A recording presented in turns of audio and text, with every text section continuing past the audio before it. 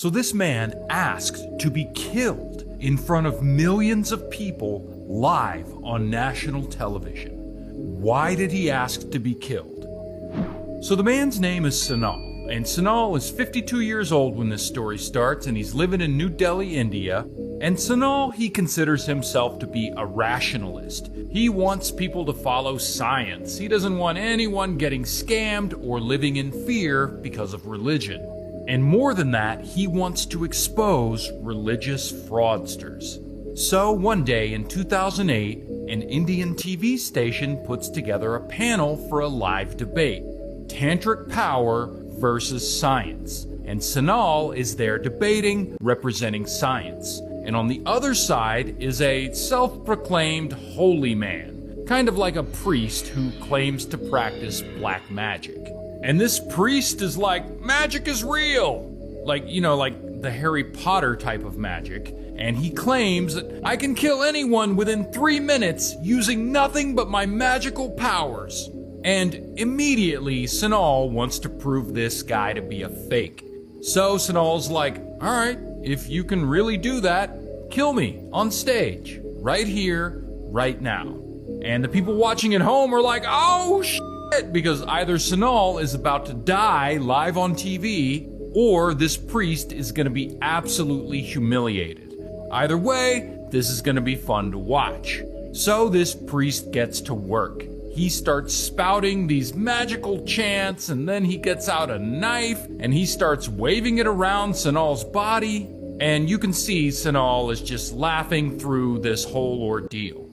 And so 3 minutes pass, and Sanal still isn't dead. So the priest asks for more time.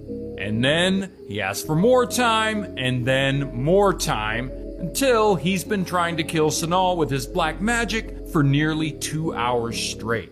And at this point, Sanal just looks bored. And the TV station is loving this because there are allegedly 100 million people watching this live, the highest ratings they've ever had. So finally, Sanal basically tells the priest, you've done nothing, magic isn't real. So eventually, after many tries, the priest has to stop. I mean, he can't do it. Sanal just won't die.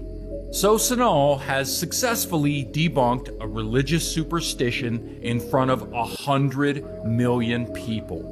So from there, kaboom, his career takes off. He's now famous all over the country. Some people love him, while other people hate him. And he has no idea just how hated he's about to become. Because it's now 2012. And in Mumbai, there's a Christian church, and outside the church, there's a statue of Jesus on the cross, like a lot of churches have. And one day, a local woman is passing by, and she sees something incredible. This Jesus statue is dripping water from its feet. And so the woman goes, and she points this out to the church leaders. And the church leaders see this and they start freaking out like, oh my God, it's a miracle. And word of this gets out and news spreads around the area like wildfire. And the locals start believing that the water is the tears of Jesus, like he's weeping through his feet. Here is a picture of the dripping water. You can see it's just kind of dripping from the statue's toes. Anyway, so pretty quickly, hundreds of people every single day are coming to this church to see this miracle statue. And the priest of the church, he starts holding prayer ceremonies in front of it. And people are down on their knees, praying, believing that this is a miracle. And soon, some of these people want to drink this water because they believe it'll fix their problems and cure their illnesses. So the priest starts collecting this water and handing it out to people. And people crowd around, desperately wanting to drink the tears of Jesus. Then rumors about this start to spread around, that this magical water cured someone's cancer and it caused a blind man to be able to see again. Now at this point, this event is getting a lot of attention. And naturally, people want a rational opinion on it.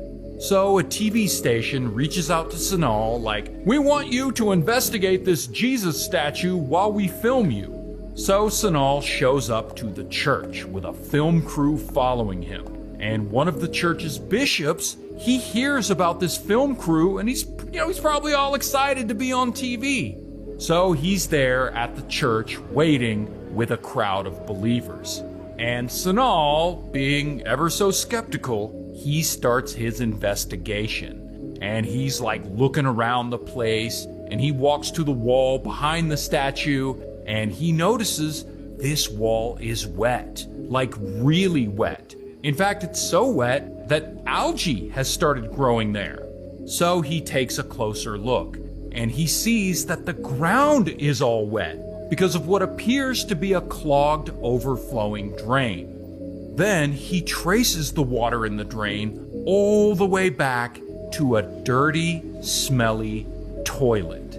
Meaning the miracle water that people have been lining up to drink is in fact sewage water. So not only would these Jesus tears not cure people's illnesses, it could actually make them really sick. So immediately Sanal starts explaining to the crowd of churchgoers that they're actually drinking sewage water. So now the church bishop, he's all pissed off, and this is clearly not how he thought this TV filming event was gonna go. So he starts screaming at Sanal, "You're an idiot! Water only ever goes down, it never flows up, so it couldn't flow up the statue." And Sanal's like, "Well, actually, this is basic science. Think about putting a rolled up toilet paper into a glass of water and the water flows upward." We actually made this video just to show you how it works. You can see it flowing upward. But anyway, the bishop, he ain't trying to hear all that science. He's like, "This is blasphemy. You better apologize." And now Sanal's all mad too. He's like, "No, you apologize for handing out dirty water to people that could have killed them, all because you wanted their donations." But then Sanal looks around and he sees that the crowd of people, the whole crowd, is pissed off. Not at the bishop for giving them a bunch of turd water to drink, but they're mad at him. And some of these people look like they want to kick his ass. So he gets the hell out of there. Now, the TV station who filmed all this, they air it on TV as like this shocking breaking news. And around this time, they get Sanal on and they have him talk about what he discovered. And one of the bishops at the church, I guess he's watching this on TV, and he gets really upset. And he calls the TV station like, "You have to take this off the air." And the station is like, "Yeah, we're not gonna do that. But how about you go on the air with Sanal?" And so eventually they put this bishop through on a panel via phone, live on the air with Sanal. And so they debate. And during this debate, the bishop is madder than he's ever been.